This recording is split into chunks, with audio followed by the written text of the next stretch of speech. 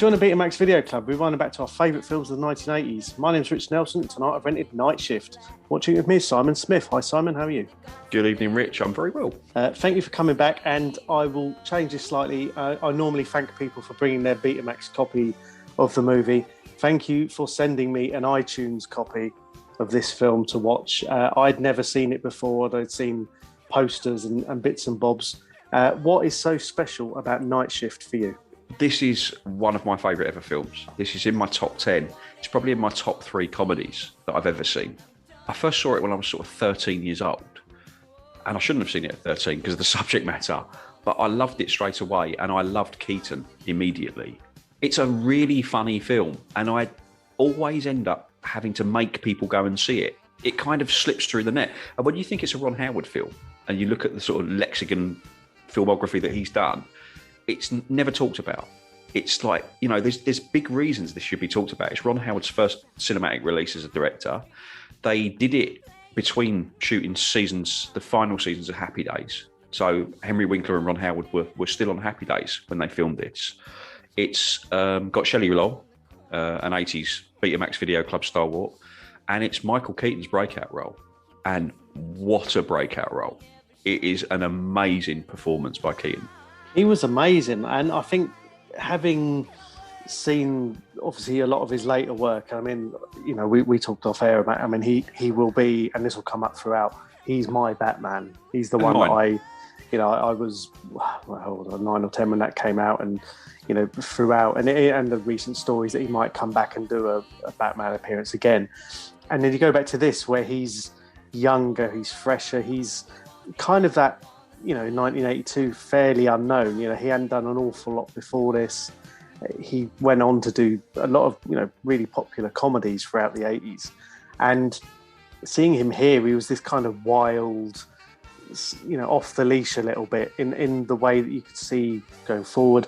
And when I was reading the trivia for this, that one of the other people they considered for it was Belushi. Yeah, John Belushi was the first choice for this. Yeah, and you kind of think that's clearly what they were going for. And I think it would have been strange to see that. I mean, maybe John Belushi might have, I say, stolen the role or anything like that, you know. But I think that the relationship between Michael Keaton and Henry Winkler worked so well, the chemistry between the two, that perhaps these, you know, and it often happens, these kind of accidental, you know, you go for your second or third choice castings actually turn out probably for the better. What's really good about Keaton in this as well, because although he's sort of off the leash and sort of a bit wild, there's some really, really nuanced, sweet little scenes. And we'll come to them as we go through the film. But one in particular that stands out is when they're drunk at Christmas, and you get Billy Blazejowski's background about his dad left and said he'd never amount to anything. And you see where all the bravura and the bravado comes from because of how he is. And when Keaton does that, he's got there is a moral centre to him. You know, like he's a good guy, and he has terrible ideas, but they're well intentioned, and I like that. I mean, the film, and you sort of mentioned about when you first saw it, and you were quite young, and I didn't see it because, to be honest, having seen in our mobile video van, I think they were mostly VHS, but he had the flyers for the films, and I think the idea of a prostitution ring, or at least they were being pimps running out of a city morgue, it's a strange premise to kind of sell, especially to younger viewers, that it's amazing. And I wonder if perhaps that's why it hasn't landed as big or something. It didn't have that run up with the youngsters that you could talk about in the playground or something like that. Yeah, I think the synopsis even today is probably why it doesn't get many ITV4 or late night Channel 4 showings, because it's like, you know, it is about two guys that run a prostitution ring from a city morgue, and that's the joke. But it's so tight and it's done so well, and it has 4 or 5 genuinely laugh out loud funny moments. And Henry Winkler is also brilliant because he plays against type. He's at the height of his fame in 1982. He's like 7 seasons into Happy Days, or 9 seasons into Happy Days, I think. I think Happy Days started 74. So he's the Fonz, you know. And Ron Howard apparently sort of considered him for the Michael Keaton role. Thought he could have pulled off the Michael Keaton role. But Henry Winkler was really keen to do the Chuck Lumley role, the sort of slightly downtrodden mortuary assistant, and he is wonderful at it. He does so much reacting to Keaton, and he does it beautifully. And it's a really good. I'm surprised you didn't see him in more 80s comedies. It's a pretty good pairing. And of course, we get lots of Bond actors pop up in this as well, in little cameos. Yeah, it ties in nicely because I mean we've had Grandel Bush, wonderfully named Grandel Bush. He was in License to Kill. He was the other Special Agent Johnson in Die Hard. That's right. He was also one of the prisoners in Stir Crazy. And it's a great opening, isn't it? Yeah, I mean, it's fantastic because I mean, one of the things I loved as well was when I flicked through the credits before I saw the film. And I mean, this is one of those things you see a lot of names in there that you recognise. I mean, we'll go into a couple later, but when you see Richard Belzer, who was Munch in Homicide: Life on the Streets, which is one of these things that I mean, it's kind of seen as a prequel to The Wire almost, but it's a great show in its own way. And he's in here as I mean, the kind of relate. I mean, what's a pimp's pimp? I don't know. Yeah, what they call it. Pimp management, and they're chasing an actual pimp dressed in cowboy boots and all whites for the streets. And I mean, it's almost like I'm going to get you, sucker. The setup where they throw him out once they finally get him and throw him out the window, while Grandel Bush and his mate are geeing each other up to do a slam dunk. But that isn't it so beautifully shot as the chair exits the window and you've got the sort of hook drop shot, and as the chair crashes through the basketball hoop and he just delivers that pay up sucker line as the ambulance kicks in, and you just know that you're on for a really good story. I'm getting ready to dunk on you, homie. Man, you couldn't dunk donuts. Hey, Dollar. You got it. Step aside, chump.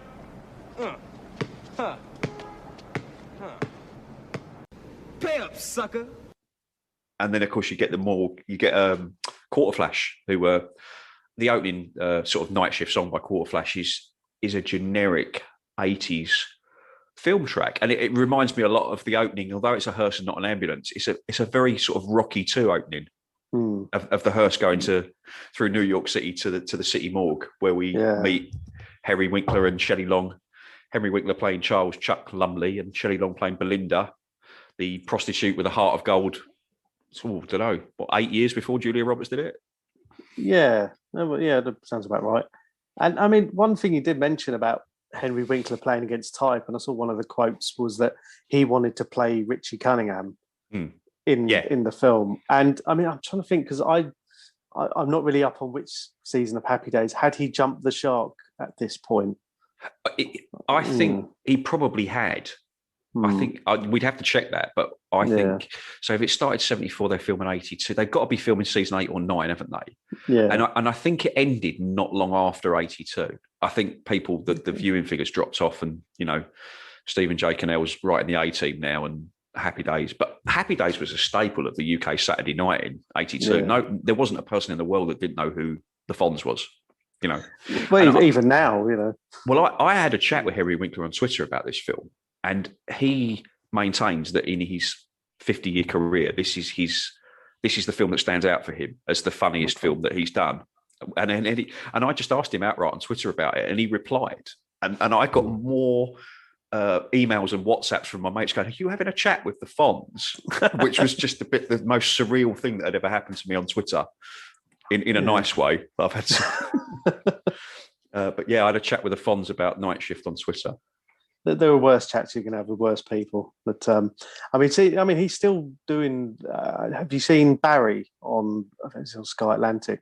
He's in that, and he's playing this kind of. He's an acting coach, and he's involved in these serial killers and this whole thing. And you can see elements of it there, where he's playing.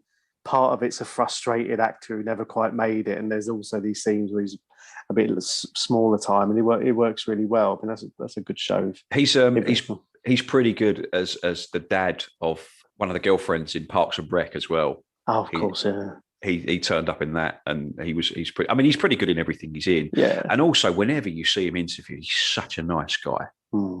You just know that through to the core that you're not going to find anything. There's no. He's not getting cancelled anytime soon. He's a genuinely nice guy. I think that would ruin a lot of people's childhoods if he got cancelled, wouldn't it? But it's crazy. The other tie-in with this film that I noticed this week is as we record this in February 2021, the big popular sort of crime thing on Netflix at the moment is the Disappearance at the Cecil Hotel, which was, funnily enough, produced by Brian Grazer and Ron Howard, who are responsible for Night Shift. I don't want to spoil the Disappearance at the Cecil Hotel for you, but it's not great. Somebody disappears and anyway. So it's not the City Morgue anyway. City Morgue. So basically the premise of this is Franklin, who is Belinda, Shelley Long's pimp, has been murdered by the, what are we going to call them? The pimp masters. Yeah. I think pimps pay off gangsters, don't they? Prostitutes pay off pimps and pimps pay off gangsters. And Franklin the pimp hasn't been paying off the gangsters. So they've dropped him out a window through a basketball hoop and he's turned up at the morgue.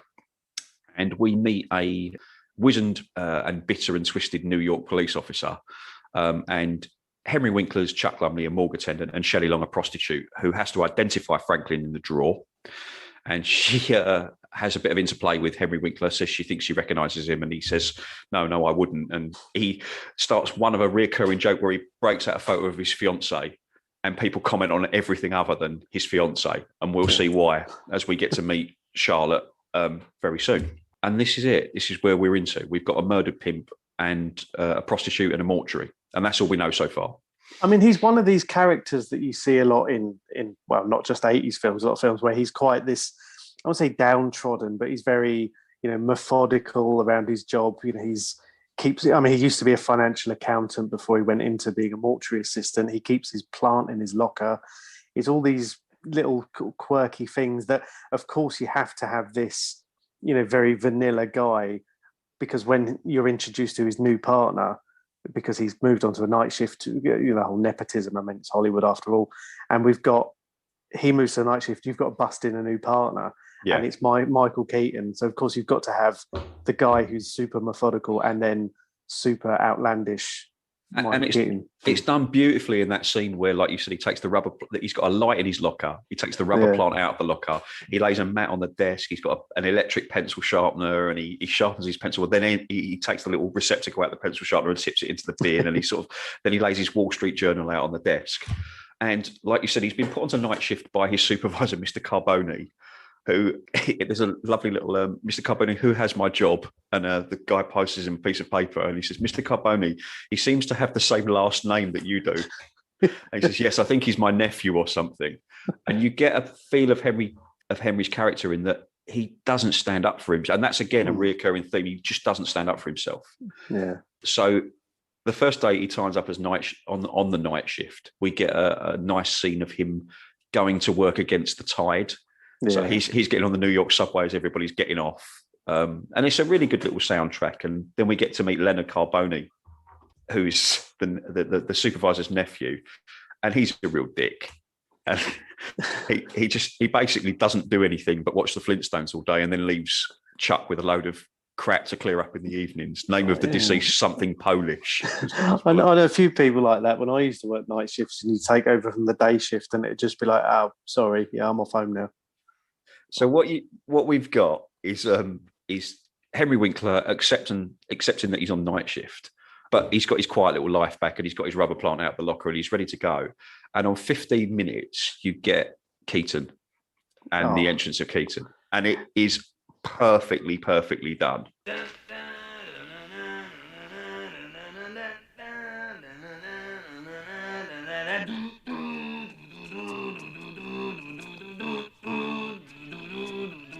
Jumping Jack Flash. Hi. How you doing? I'm Bill Blazejowski. You call me Billy Blaze. You must be Chuck, right? Nice shoes. Hey, this is all right. Guess this is where I'm going to be working. I'm your new partner. I love that, reading about this, that he got into character by listening to Bruce Springsteen really loud. I mean, that's, a good way of getting yourself worked up anyway. But he has this entrance and it becomes, because you can see his silhouette approaching through this frosted glass door, he's kind of whirling in. I mean, not quite like a Tasmanian devil, but he is that kind of bit like Cat from Red Dwarf, where he walking, that kind of entrance. It was massive. It's a huge entrance, and this is where you see Winkler's brilliant reaction to, because you've just got to let Michael Keaton go with this. He doesn't let Winkler get a word in edgeways for about 5 minutes. I mean, he goes to the desk and picks up the photo of the girlfriend, fiance. Yeah. Nice frame, which is a brilliant joke when he's looked at a picture of his. And then he goes on to his tape. Do you want to know why I carry this tape recorder? And Chuck shakes his head. No, he doesn't want to know, but he's going to tell him anyway. And he says that he's an ideas man, and he runs through an idea for edible paper. He's got a couple of musicals, and then he asks to be shown around. And he realizes very quickly that the supervisor is just going to be Chuck and Billy Blazajowski, Billy Blaze, working nights on this night shift. The scene ends with Henry Winkler opening the drawer and Keaton exclaiming, "That guy is dead." That's what I wrote down here. And he even has this story about how his girlfriend turned lesbian and stuff. Like, this is someone he's just met 5 minutes before, when he's already basically told him his life story. Massive oversharer. But just, there's something electric about this Keaton performance. And I to do some extra research for this. I'm a huge Keaton fan anyway. Beetlejuice, Batman, Pacific Heights, through the 90s, and I watched Spotlight at the weekend, which obviously won a lot of Oscars. And Keaton plays Walter Robinson of the Boston, the paper that uncovered the child, and he's so serious and good, and it's a real good career arc for Michael Keaton. But you take it right the way back to this, and this is what set him on the stratospheric rise to, you go Night Shift to Mr. Mum to Johnny Dangerously, Johnny Dangerously to Beetlejuice to Batman, and from there on it just goes. I don't think, if it's got Michael Keaton in it, it's usually a pretty good movie. And even when he's in smaller roles, he still turns up, he still holds things together, he still, if it's in a comedy, I mean, sometimes we see, it's difficult to be as wild as Bill is in this. We see in, I know off the top of my head, The Other Guys, he was the police captain who just made these really random TLC references. But, again, there's those cameos and even was going into Birdman and all these other things that he's done. And now, nearly 40 years after Night Shift, we're coming back and he may be playing Batman again in some fucking universe, however that works. The guy is that, he's so strong in anything that you put him in, comedy, drama, that action as well. I mean, part of the Batman thing is he's not a big guy, but Batman is a normal guy. You look at Batman, he shouldn't necessarily be this massive big guy. He's someone who uses his brain. He's someone who's, and the way Keaton plays Batman, sort of going into the Batman episode here, but he has that edge to him, that he isn't this Val Kilmer, George Clooney type, played it completely wrong, as far as I'm concerned anyway. I always thought, who's the comedian that they brought in to play Alexander Knox in Batman? Because what's his name? Robert Wuhl. Is it Robert Wuhl? Possibly. W-U-H. So Robert Wuhl, who as Knox in Batman, is effectively playing the same role he played in Good Morning Vietnam, as the sort of annoying sidekick. Yeah. And he kind of was brought in to out Keaton, so that when Keaton's introduced, there's a lot of the king of the wicker people. There's an air of mystery about him. So Keaton was pretty reined in as Batman after Beetlejuice and this. But in this, I can watch this film over and over. I've watched this film 100 times, and him as Billy, he makes me laugh as Billy Blaze every time. There are 4 or 5 laugh out loud moments that we'll get to, that where Keaton just absolutely, he chews the scenery up in every scene he's in. He's just wonderful. But even the next scene after this, when he's got himself established, I think this is the second night, because we've seen that Chuck goes home and that Belinda, the prostitute, is actually the girlfriend of his next door neighbour, which is how they know each other. Yeah, she's got a huge cowboy, looks like a Will Ferrell on steroids around, playing loud music. And Chuck's own girlfriend goes home because it turns out she's a bit of an uptight. She's extremely uptight, and she won't have sex with Chuck unless the conditions are perfect. And we meet Belinda, and he realizes he lives next door to Belinda. And there's that kind of awkward interplay there. But when they go back to work the next night, Bill's already got himself, he's got the hearse hired out as a limo for a debutante ball. Yeah. And of course, because it's a Ron Howard film, Clint Howard, his brother, turns up. And just the way that Michael Keaton he's decking the hearse out to cover the markings on it. He's got the decal on the side, the little hat on the front, on the top. And he's got a justification for everything. So when Henry Winkler's Chuck says, what if we have to go and get a body? It's like, well, when I get there, they won't be dead anymore. You know, it's like, and so he's basically, is this what you do every night? He goes, no, some nights I pick up people from the airport. Diplomat, you're ripping off Diplomat. and he sticks $100 in his hand and then asks the kid if he likes music. And then when he says he does, he starts humming Jumping Jack Flash and drives off. And again, it's another electric scene. Yeah. Of course, we get another idea on his tape recorder on that scene where he decides that if you fed mayonnaise to tuna fish, that you would get tuna mayo straight in the can. I did wonder, because the other idea he had related to that was just pack them in the can with mayo. That's it. I don't know. Do they do that? I think there was something on IMDb trivia that says that every idea that Bill has come to fruition in one way or another. Yeah, because some of them were like edible paper. I think was one of them, or edible rubbish, something like that. He mentions going to Atlantic City, and he says, "I'm not going to get a room. I'm going to get those wash and dryers." Did I tell you I thought of them first? Only they already had them. Now I don't know what a wash and dry is, but it's a really well delivered line, and it's basically like I've invented everything, but when I've come to check it out, it turns out they already exist.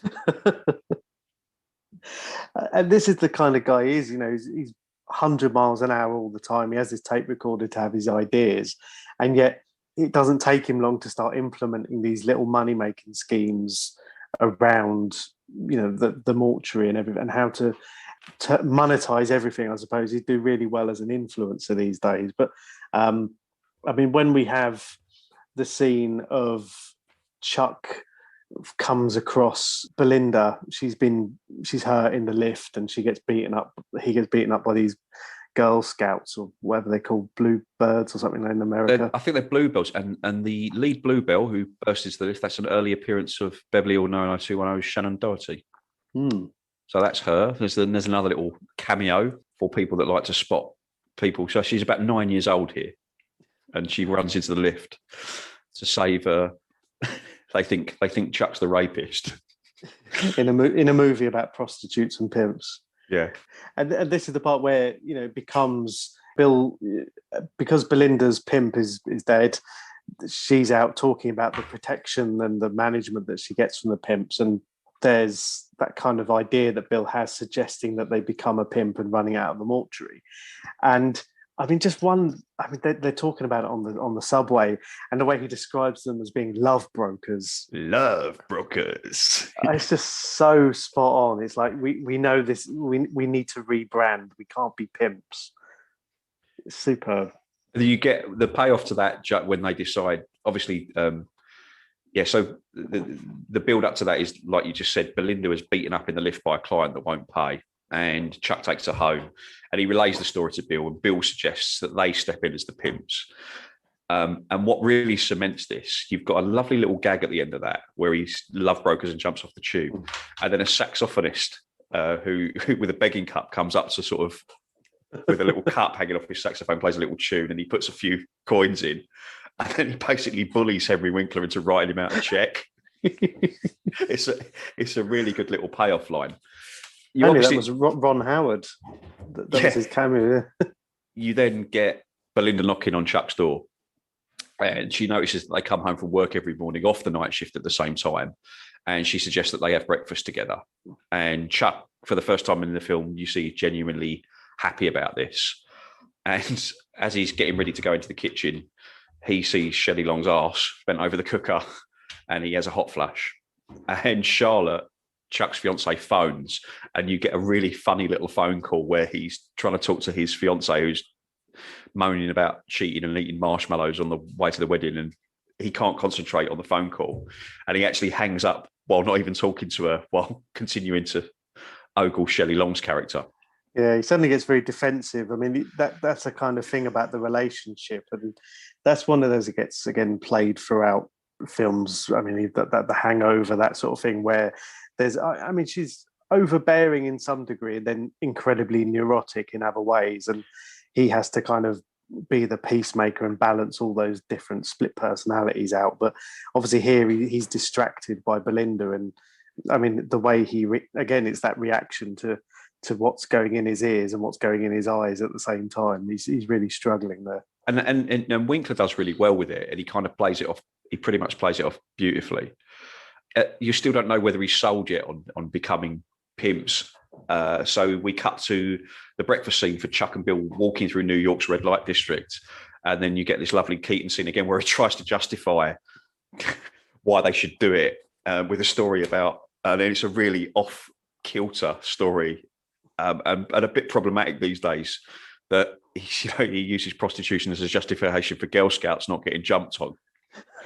And then we move to a scene where Henry Winkler's having his hair cut, and to justify his story about why there should be prostitutes and why it's a completely moral thing that they should do, he shows him a newspaper headline that says Girl Scout attacked. Henry Winkler snatches the paper and he says it's, Girl Scout attacked by a dog. He has to go at Henry Winkler's barber. And I'm trying to be quite vague about this because I really don't want to spoil it with all the punchlines for people. You do have to see this. But what makes Chuck and Bill become pimps is the visit of Charlotte's parents for Thanksgiving. Oh, yeah. The fact that he gets called to night court to bail Belinda out. She calls him because she's the neighbour, and Franklin used to take care of all this stuff for her, and all her money and stuff's at her house, and she's been arrested. And Charlotte Kugel, who's Chuck's fiance, and her parents, who are they're sort of Presbyterian Texans, aren't they? Yeah. They're sort of God-fearing, sort of shoelace tie. How do you like FSC? We don't. So because even Chuck makes some jokes to them, and they kind of just sit there, and go, nope. Yeah. It's a really, really awkward. And a long story short, he ends up taking the whole family to night court, where Belinda's been charged with solicitation and assault. And you get this wonderful scene of a man dropping his trousers in court and baring his arse at the judge and the quite puritanical in-laws, and then having to drive back with Chuck's mother and Chuck's mother-in-law and Chuck's fiance all telling him he's moving away from that woman, he's moving out of the building.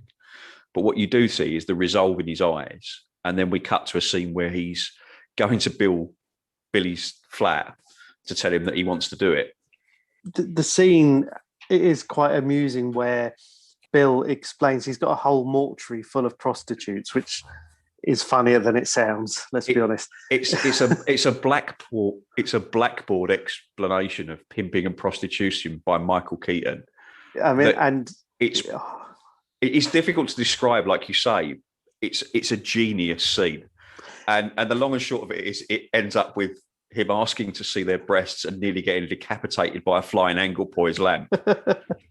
and there's good visual gags in there that he plays. I mean, the way he breaks down the word prostitution. I mean, there must have 20, 25 prostitutes in there, and he's saying about doesn't really mean anything. Yeah, tit, I think we all know what that means. And shove doesn't even belong in this word. What are we really talking about here? Huh? What's the essence of what we're talking about? I'll spell it out for you if I have to.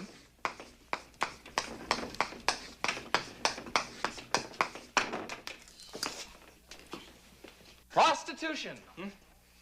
What is kidding, Alex? What is this? Prostitution. Hey, we can say it. We're big kids now, right? A lot of times it'll help you to understand a word if you break it down. So let's do that now, shall we? Pros doesn't mean anything. Forget about that. Tit, I think we all know what that means. Two, okay, two, tit. And shun, of course, from the Latin to shun, to say no, thank you anyway, I don't want it, to push away, doesn't even belong in this word really, so let's get rid of that. And he's starting to dress like Chuck in order to look more like a teacher kind of thing, and he goes through the whole procedure. And I mean, I don't know why I wouldn't have known this anyway, but when they talk about the percentage that they normally pay to the pimps, 70, 80, 90%, and then Chuck goes straight in with, we'll take 10%, and starts all this stuff about medical plans, dental plans, pensions, investments, all this kind of thing, preaching to his former career. And it's kind of like, I mean, it's interesting when you think of pimps, and of course, most of this is through film and TV and books and stuff, where you don't really see that idea, and you think of pimps as just muscle and protection. And now they're engineering it as though they're, running it as a proper business with proper employees. Well, Chuck and Bill are going into it. Henry Winkler's Chuck is genuinely going into this for altruistic reasons, isn't he? He saw his flatmate, cool girlfriend, beaten up on the floor of an elevator, and he is genuinely going in to run a sort of side business to alleviate the boredom of night shift, but to also help these women out. And we do see throughout the film that as the money comes in, he is investing it for them, and he's genuinely taking care of them. And Michael Keaton's character comes round to that way of thinking as well, although he's a little bit more flash and he spends his money. And you see the contrast between the two guys, the way they spend their money. You get a cut montage scene and an Al Jarreau song, and you see sort of how this is going, and it rattles along quite quickly. So I've got montage here in big letters. Yeah, I've got montage. So you get a. So the long and short of it is Henry Winkler's Chuck character is sticking all his ill-gotten gains into coffee jars in his cupboard and hiding it all away. And he's using a spreadsheet with VisiCalc and making sure everyone's getting what they're getting. The women are getting better clients, nicer clothes. They're working fewer hours for more money, and they genuinely seem to be enjoying what they're doing. I don't know what that says. It's probably a little problematic by 2021 standards. However, we'll go with it for now. And Michael Keaton is spending his money on flash suits, jewellery, watches, fast cars, and he's starting to dress like a pimp. Yeah, he is really enjoying pimping. Well, that car he buys, we see a little bit later, it is virtually a pimpmobile. Yeah, oh yeah, it's solid gold dash and everything. Yeah. But then we finish the montage and you cut to a scene of Henry Winkler with Alka-Seltzer on his desk, and he's broken. He looks stressed. He's and then he lays it on Chuck that he hasn't slept since he started doing this. His hair is falling out. He's got alopecia, and Henry Winkler says this wonderful. There are women lying in strange beds with strange men, and we are making money from that. And Keaton replies, "Is this a great country or what?" And that's the thing, isn't it? He's embracing pimphood. It's almost like his calling. And this is where we see again the difference between the two. We know that Chuck takes his job seriously. Everything, he's running the pimping as a side hustle, to give it 2021 sort of words. And when he comes in and there's this massive frat party going on that Bill sorted because he's got them all back to the morgue. And I mean, it's absolute chaos. And this is where cameo alert. This is the first on-screen appearance for a certain Mr. Kevin Costner. Your first role was what? My first role as a SAG was it was in Night Shift. Michael Keaton. I was an extra. Night Shift, yes. Yeah. So. Ron and then Howard. The Big Chill was really it. And yeah, that's me. I'm 22 or 23. I'm not sure how old I am. Actually, it happened for me. I think I'm about 26, 27. I remember I screamed really loud right at that point, and I remember Michael kind of jerked because he was the main actor. He was being paid a lot of money. And he turned and looked at me and said, "When we do this again, would you do that again?" So I was like, "Yeah, thanks." And then I saw him the other night, win his award. Did he remember that was your first? No, I've never brought it up to him. That's amazing that you worked with him and that you're seeing each other. Yeah, it is funny. I'm working as an extra. I mean, I was over in London and I see Ronnie Howard. Now we'll talk about things, but just little small beginnings. Yep, and Bobcat Goldthwait. Yes. Also turns up in this scene. So yeah, Michael Keaton's doing a beer balancing frat party trick. Apparently, one of the in-jokes here as well, and was a tribute to Belushi, is the fraternity that's partied in the morgue is the same frat from Animal House. Yeah. That's one of the trivia moments. So yeah, you see a young Kevin Costner sort of doing a beer balancing trick with Keaton, and early appearances by Bobcat Goldthwait, of course, of Police Academy fame as Zed. Hero. And another appearance for Clint Howard as well. Yes, absolutely. Ron's little brother. I mean, everything about, I mean, that screams 80s movie. I mean, it's like a bachelor party kind of crossover, that sort of thing. And again, Chuck gets very stressed out about it and everything, because he's worried that if you lose your main job, what have you got? How are you meant to run it out of anywhere else? And the next day, he goes for bagels with Belinda, and he starts kind of giving off his frustrations about his relationship to her, and she's very casual about telling these stories, and the relationship between them is building up in a side. I guess he falls in love with a prostitute, again, Pretty Woman precursor. But it's I mean, the way they handled that, there is a little bit, and again, sort of jumping ahead slightly, he is such a nice guy and he's so vanilla, but he does have this preconceptions about her because she's a prostitute. He falls in love with her and he has expectations that are probably both unrealistic and, again, by modern standards, aren't probably very pleasant. Yeah, she tells a story about when she was once hired by a client to go up in a helicopter and do it over the ex-wife's house after the divorce was finalised. You kind of get Henry Winkler's Chuck's moral compass is that she says to him, "Don't you ever have a fantasy about a way you want to do it?" And he just replies, "For once, I'd like to do it without having to check the apartment first." and it just shows he's like a very simple man with very simple tastes. And he still finds what he's doing morally repugnant, although he's almost convincing himself he's not actually doing it, because then you cut to the burger steak franchise scene where he takes 15 prostitutes into a burger steak in New York City and tells the girls that they all own it.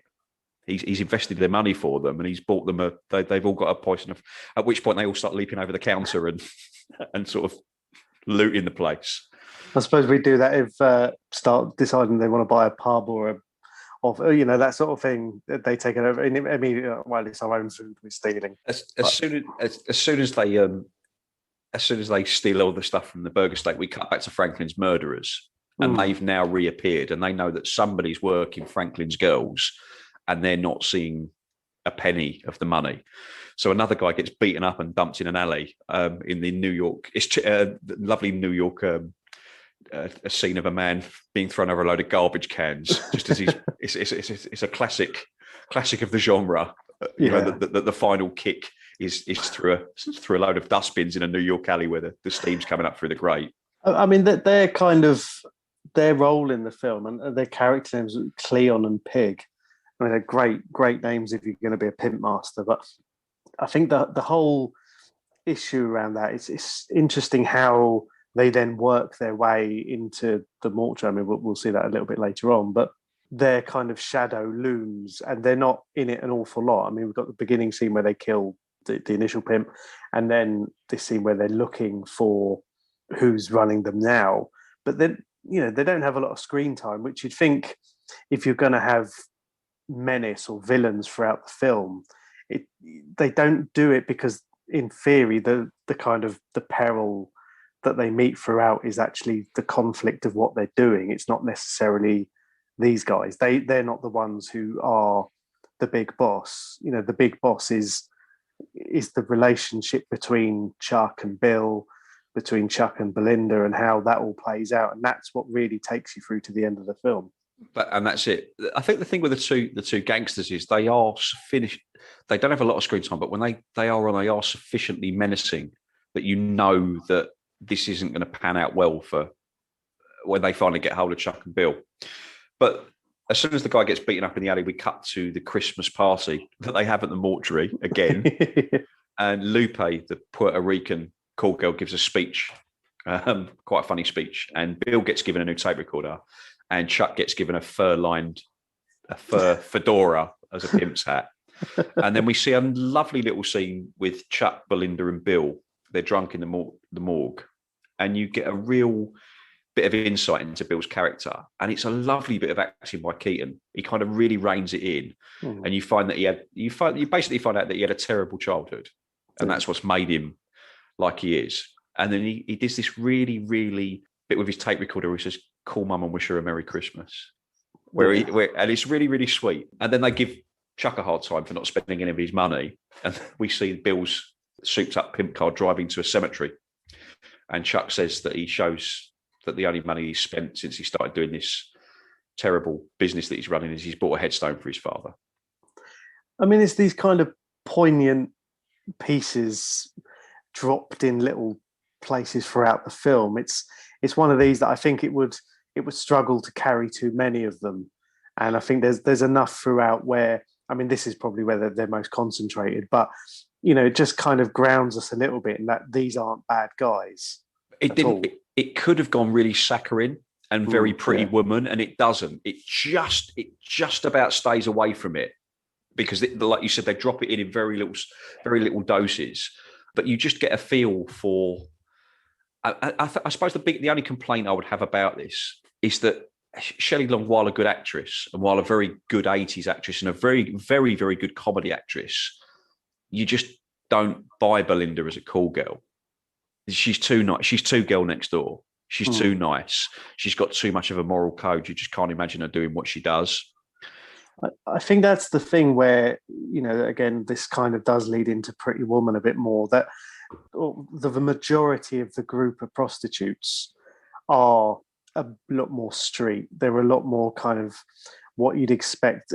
There's an element of kind of aggression there that they, that you'd probably need to have that toughness. The scene where they're trying to explain to them about why they should let them be their pimps, and some of the comments back, they're like, these guys are snowing us. This is too easy. They're too nice. These two essentially weedy little white guys.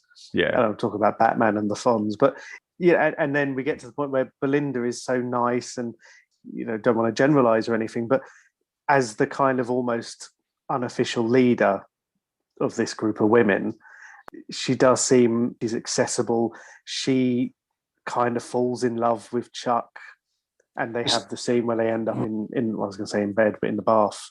Yeah, and he starts talking about Clute. It's a really well done scene because, again, it could have been really saccharine. And when she sort of declares her love for Chuck and he declares his love for her, he says that, she says, you're like a saint, you're Saint Chuck. And then he sort of unravels and says, from the first time I saw you in your underwear, my pulse didn't get below like 90, and there's your Saint Chuck. And they kiss and they end up in the bath. And like you say, he recounts the story from Clute. And what he's trying to do is check that she's not faking.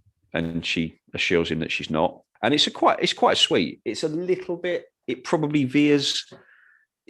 It's a couple of sweeteners, but it's pulled away from quite quickly. And then it cuts back to the mortuary for that night. And obviously Chuck comes into work like Bill's first entrance. Well, exactly, yeah. It's the same silhouette in the door. Jumping Jack Flash humming, and and for the first time you see Henry Winkler's Chuck genuinely happy that he's fallen in love, and he's in. This is one of my favourite scenes in the film, and again, massive props to Michael Keaton for the way he plays this. What you have here is Chuck going to work happy because he thinks Belinda's not going to show for work. He thinks that with everything that's gone between them, she's not going to show up, and of course she walks in 5 minutes after. And Bill's in the Chuck role here, saying, "Where have you been? I've got bodies coming in. I've got girls going out. I don't know what." And then Belinda shows up, and Chuck and Belinda start having a chat, and the penny drops with Bill that they're an item, and he goes, "Get out of town, you two guys." And then they're like, he's kind of interrupting the conversation, and it's an awkward scene because Chuck wants to tell her. She's saying, "Why shouldn't I go to work?" She's begging him to tell her why she shouldn't go to work, and he won't. And Bill, she storms out, and Chuck's very upset. And Bill says, "I have to drive her." And he spins back to say, "I need the keys." And just as he spins back, they land right in his eye. And it's just, I can't, you have to see the scene to really appreciate it. But this had tears of laughter. Every time I've watched it, I've cried laughing at the way Keaton pulls this scene off, because it must have been really hard. And you can imagine, where props are involved and they have to land, they probably shot this about 50 times. Keaton brings it, and it's just laugh out loud funny, because it's just the kind of awkward it's the kind of awkward comedy that you'd see 20 years later in The Office. And it's very early and it's very understated and it's very clever. And then 5 minutes after, he drives Belinda away. And then you see that Bill's got real heart because he doesn't want her to go to bed with another man. He says, I'm going to drive you home and then I'll come back and get him drunk and take his clothes off. And in the morning, he'll think he was with you. And he does that wonderful line where he goes, he's a funny guy. He probably thought you guys were in love. And Shelley Long's character replies, so did I. Look, he didn't mean what he said. Yes, he did. No, he's a strange guy. He's not like you and me. He probably thought, you two were in love. So did I. I mean, it's like something you get in a Judd Apatow film, isn't it? Where there's always that hook about 2/3 of the way into the film, where there's always like a breakup or there's a bump in the road of a relationship or something like that they then have to overcome. Yeah, Keaton's very much the kind of Chris O'Dowd police officer in Bridesmaids at this point, isn't he?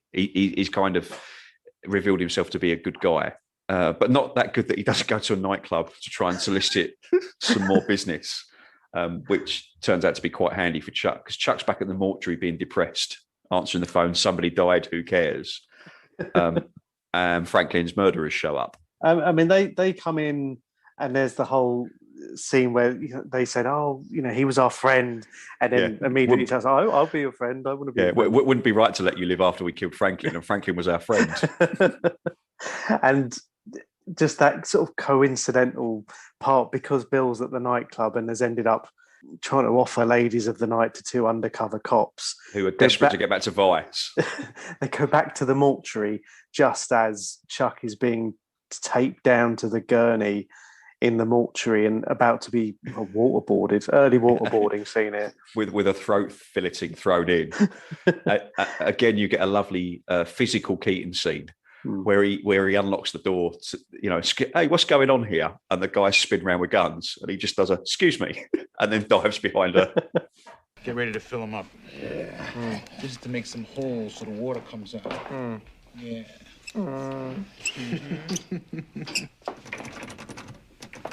Again, luck.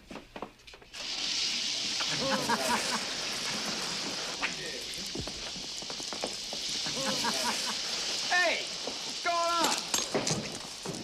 Excuse me. Yeah. Police! You guys are police? And you get all of a sudden, this film goes from a comedy about prostitution and morgues into a short shootout.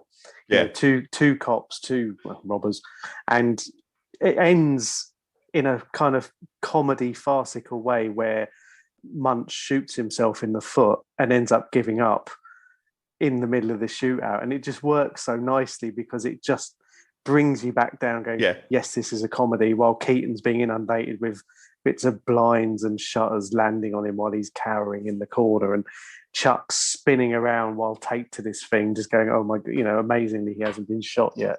There's some very, very good dialogue, and it's really beautifully shot as well. It's a bold comedy because the subject, it's a Beverly Hills Cop level of seriousness in that you could buy the story, but they never really veer towards, I suppose the gangsters are quite realistically terrifying, but you like you say, the guy shoots himself in the foot and the cops arrest everybody because everybody's committing an offence here. They're running a prostitution ring from a mortuary, and you've got a gunfight at the mortuary spinning table. It just, one of those things where it then feeds into them having their photos taken in custody.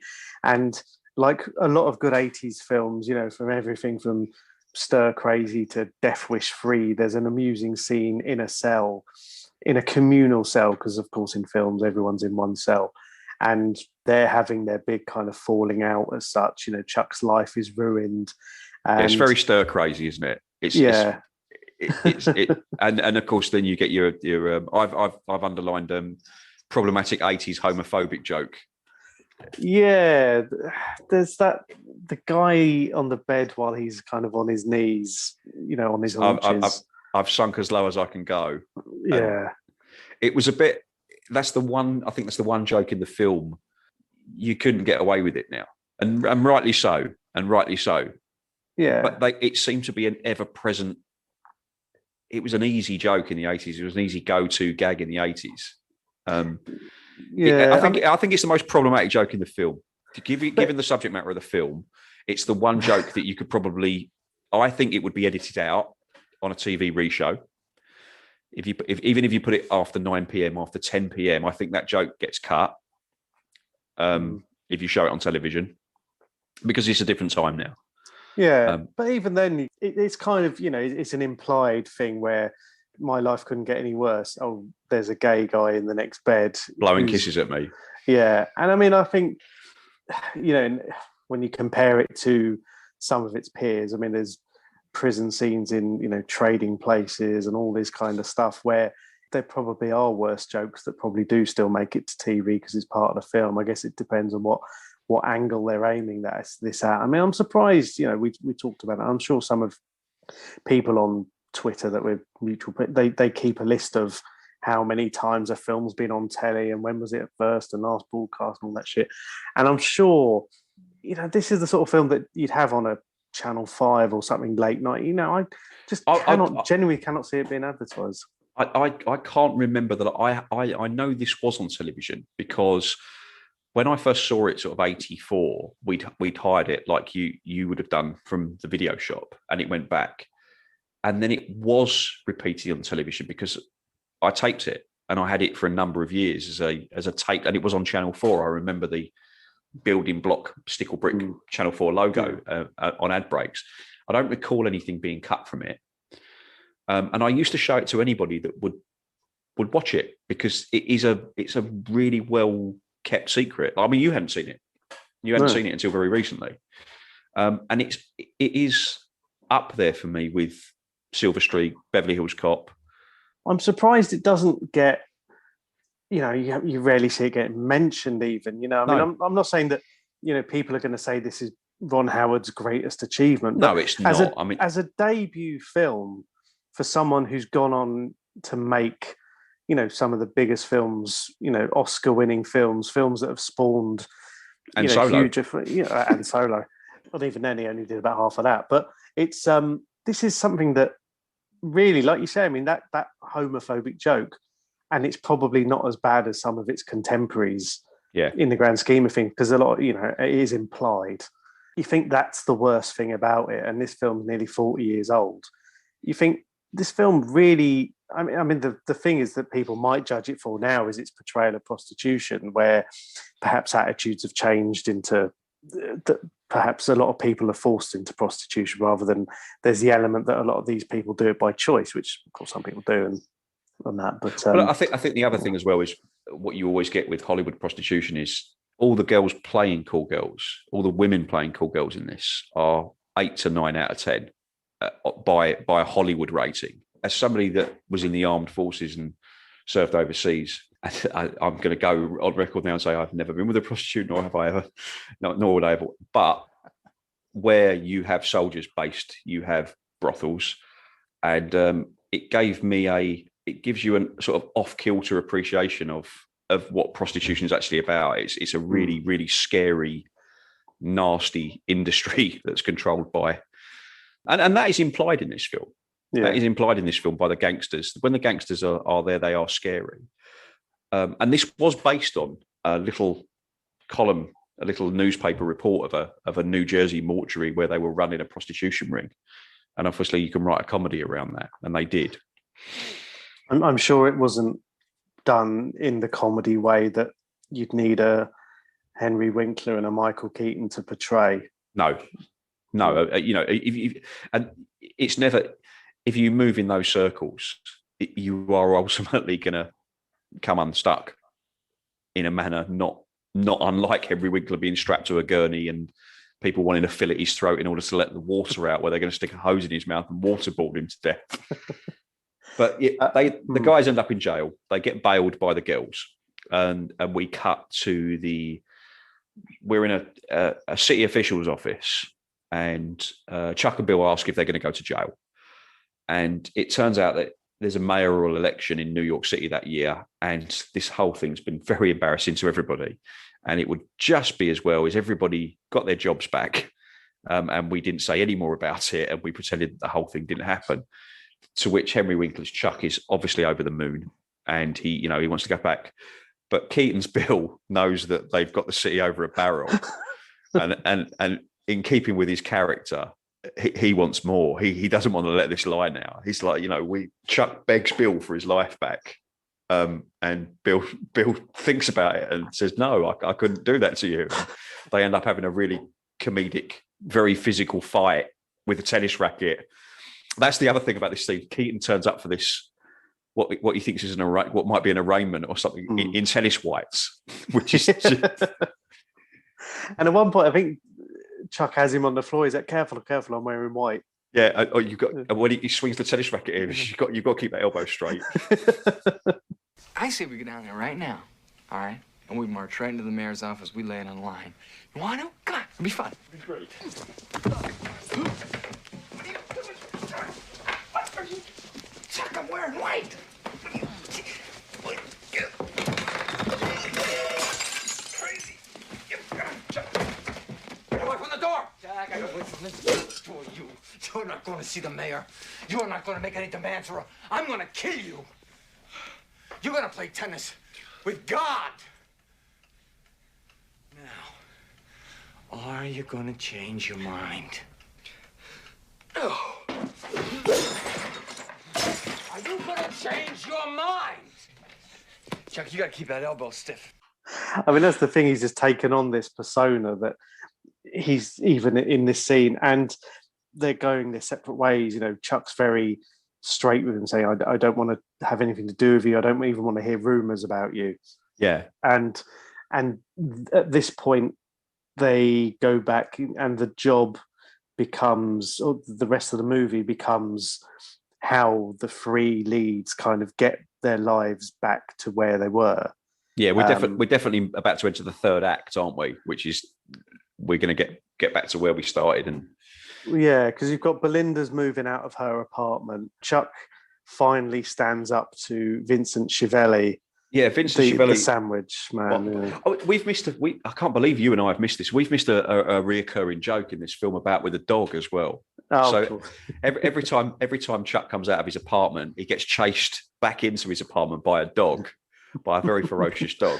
Yeah. And then, of course, she's, like you say, Vincent Schiavelli, who a lot of your listeners will know as Bond's assassin in Tomorrow Never Dies.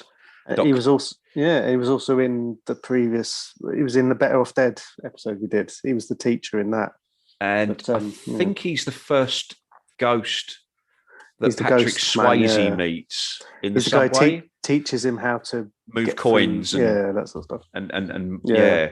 So Vincent Schiavelli, if you know Vincent Schiavelli as an actor, he's got a very, very distinctive face, and he walks into the. So we've got two recurring jokes that we've actually missed here.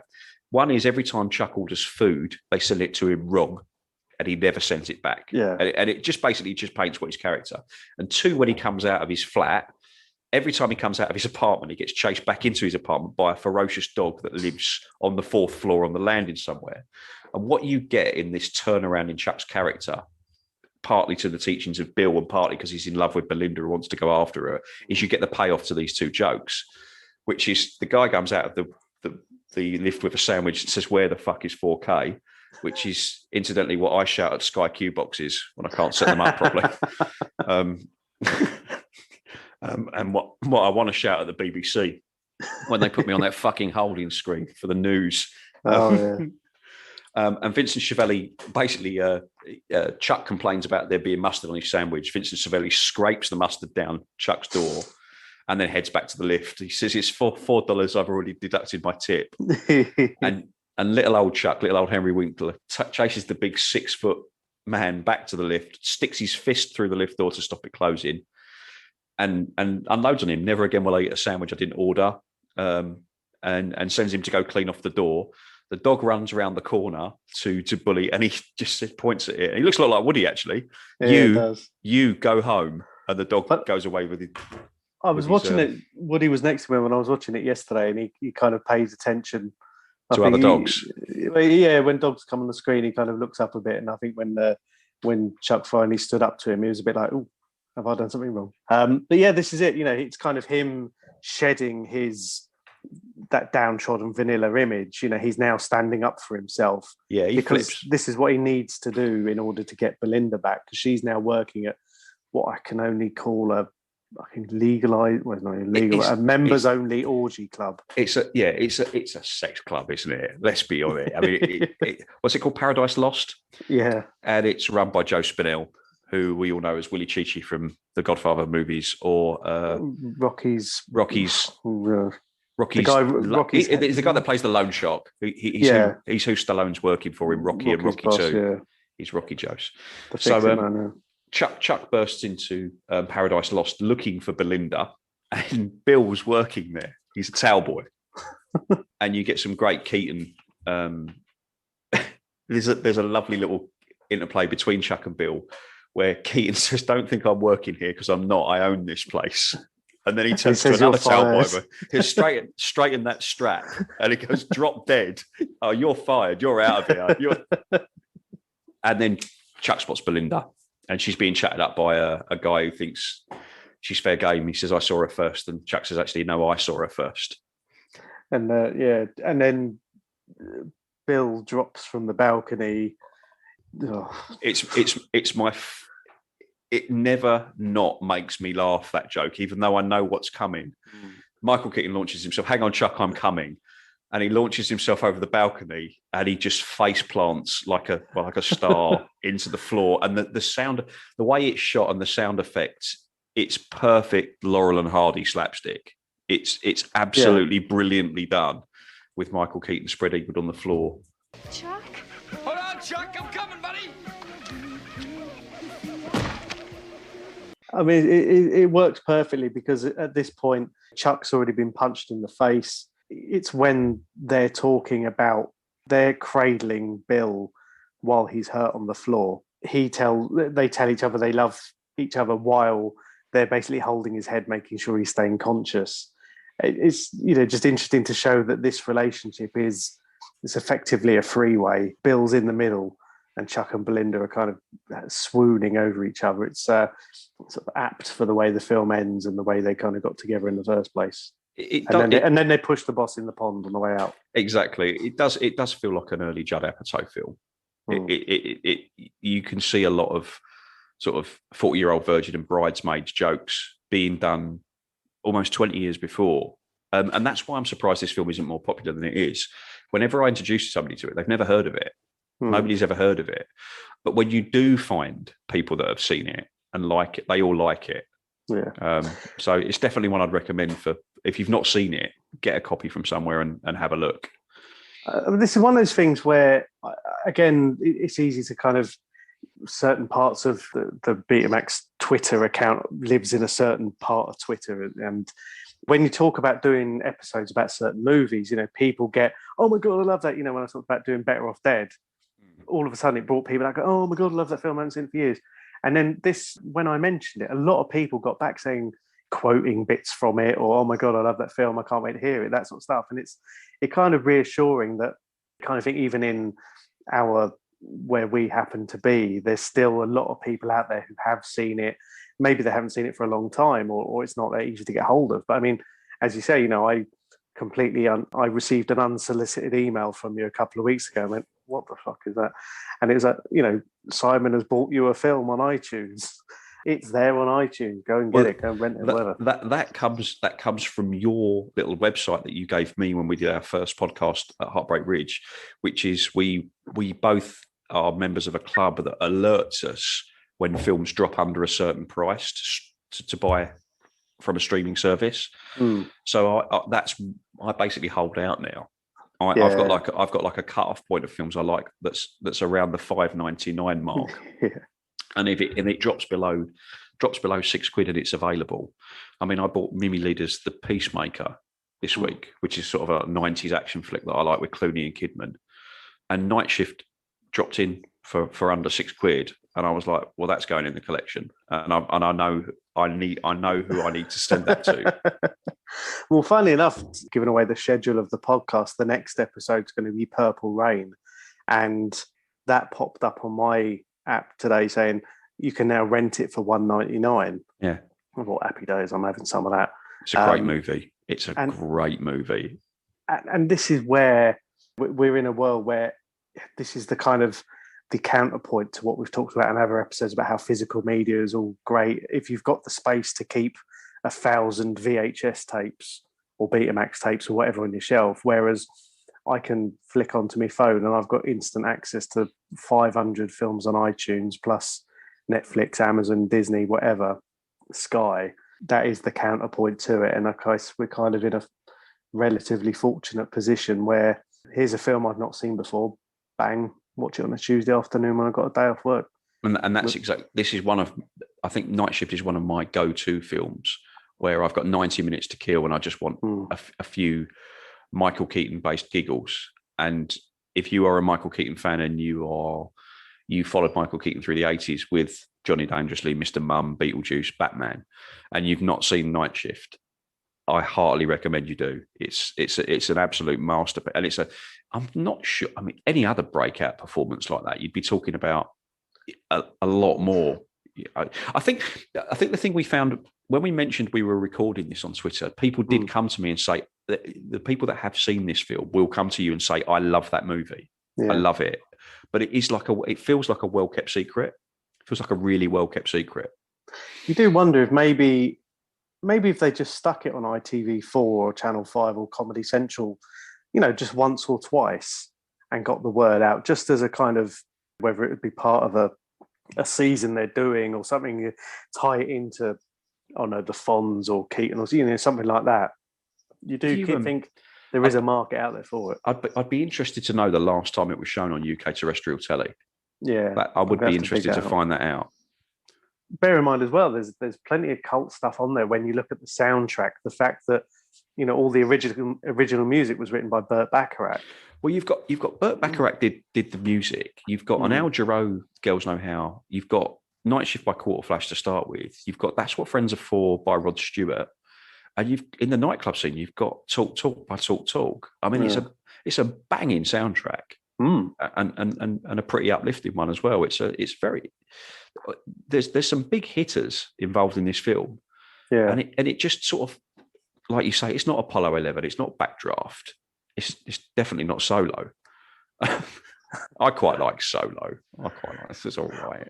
I'll tell you what though, you could imagine in a slightly, when you think about, you look at Apollo 13 and you think about this, and you think like a young Tom Hanks possibly could have done maybe not that Keaton role quite well, from some of the films that he did around, He's not a million miles from Splash Tom Hanks, is he? Billy Blaze. No. Well, this was, I think, this was 82, Splash was 84. Yeah.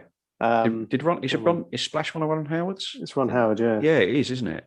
The flip side to that coin, of course, is you could see Keaton doing the Hanks role in Splash with Daryl Hannah. Well, that'd be fun. I'd like that. I'd watch the remake of that. Yeah, and the less said of the sequel of that, the better. But well, thank you very much for sending me Night Shift. It was a joy. And if anyone is out there and fancies watching this, it might be on YouTube, I don't know, but definitely go and hunt it out. Absolutely got stellar performances. It's an early Ron Howard. There's cracking music. There's cracking jokes in it. If you're a Kevin Costner completist, whatever your fetish is, this film should cater for it in some way or another. Simon, thank you for bringing the film or sending it to me on that unsolicited email. Pleasure. Absolute joy.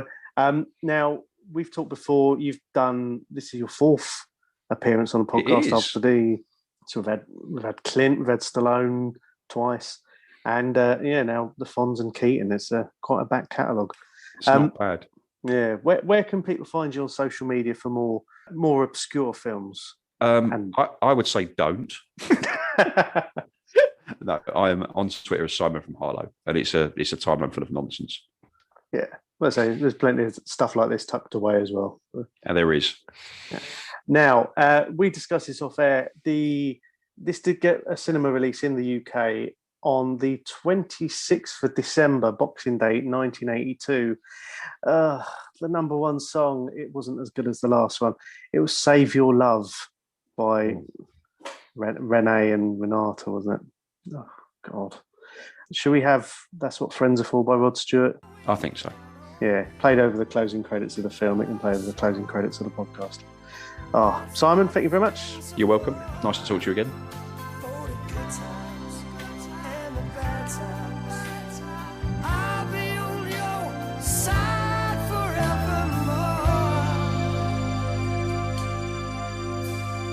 That's what friends are for.